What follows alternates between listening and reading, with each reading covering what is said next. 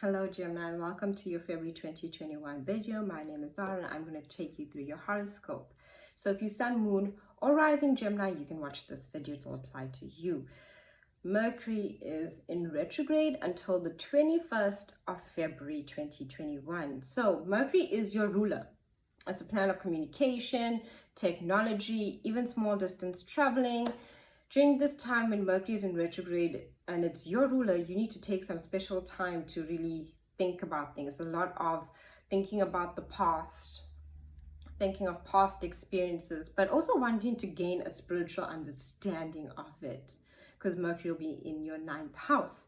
So here you'll be thinking about understanding spiritual aspects of why past experiences happen, looking at past experiences and trying to understand and get a deeper spiritual understanding of it. People from the past can come through and come to connect to you during Mercury retrograde, situations of the past that you find yourself similar into as well. So here you'll want to be releasing, letting go, and looking more how you can cultivate yourself and your self-worth and your self-love and understanding of self and the spiritual aspects around you. This is for you to gain that deeper insight and information as well about yourself and others as well. So during this month, the Sun, Mercury, Jupiter, and Saturn, and as well on the 2nd of February, we have Venus and a new moon on the 11th, all happening in your 9th house. So all this energy in the 9th house, all the spiritual going forward, it's a spiritual journey that you're on of everything that you've done and accomplished throughout your life. The 9th house is all of that, and wanting to have a higher understanding of everything around you and what is going on within you and the choices you've made. It's a very big spiritual journey.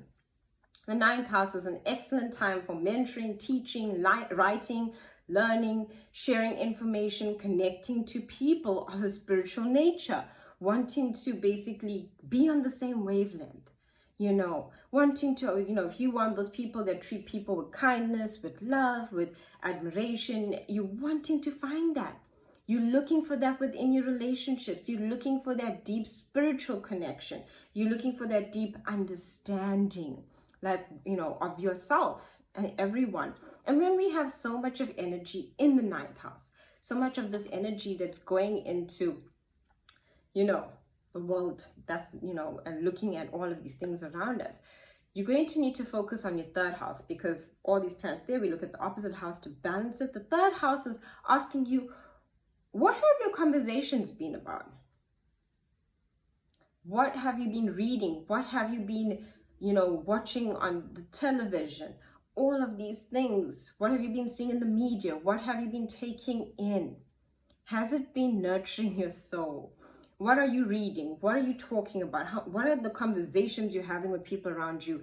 It's also looking to wanting to step away from gossip, wanting to step away from communication that just feels, complaining. You want to move away from that. You're really looking to cultivate your higher self. You're really looking to make your best life. And that's ideal, make your best life. And it's all about the people you surround yourself with. It's all about the things you take in. It's okay to be aware of these things that are happening, but it's where you how much am I doing of it? And in me doing all these things, how much am I actually learning things I'm interested in?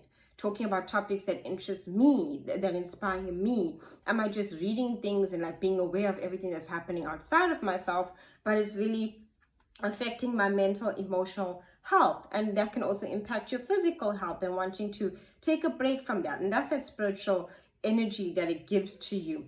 It's a good time to connect to friends as well, people that you find support from, networking, and also mentoring and teaching, which is what you're very good at, Gemini. You have a very beautiful way of putting information forward and looking at both sides of everything. So that's what you're doing as well.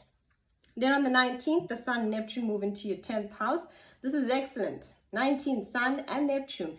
So the Sun is shining light and Neptune's also there, basically in this 10th house, allowing for you to dream about your career, your work life, and the world. What do you want to put out there? What talents do you have? What gifts do you have? What do you want to start? Do you want to start a YouTube channel? Do you want to write a blog? Do you want to share some vital information? All about your dreams. Neptune's all about our dreams. And being in the 10th house, what dreams do you have for yourself? We never stop dreaming.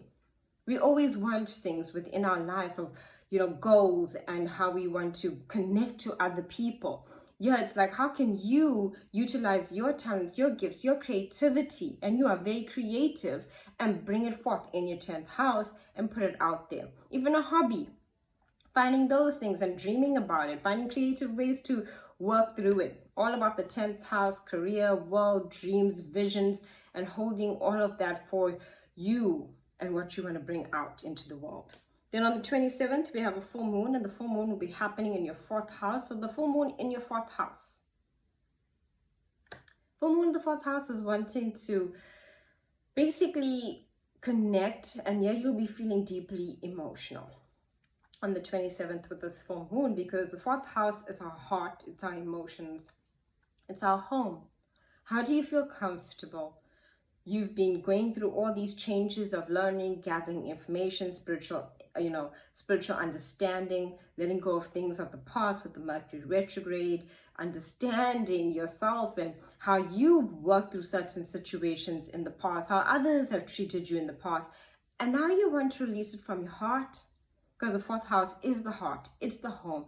It's where we hold those close to us. So you might even be looking at family, people, or not even just family, anyone that we hold in our heart space, wanting to release, wanting to let go, wanting to create change, wanting to transform, wanting to heal.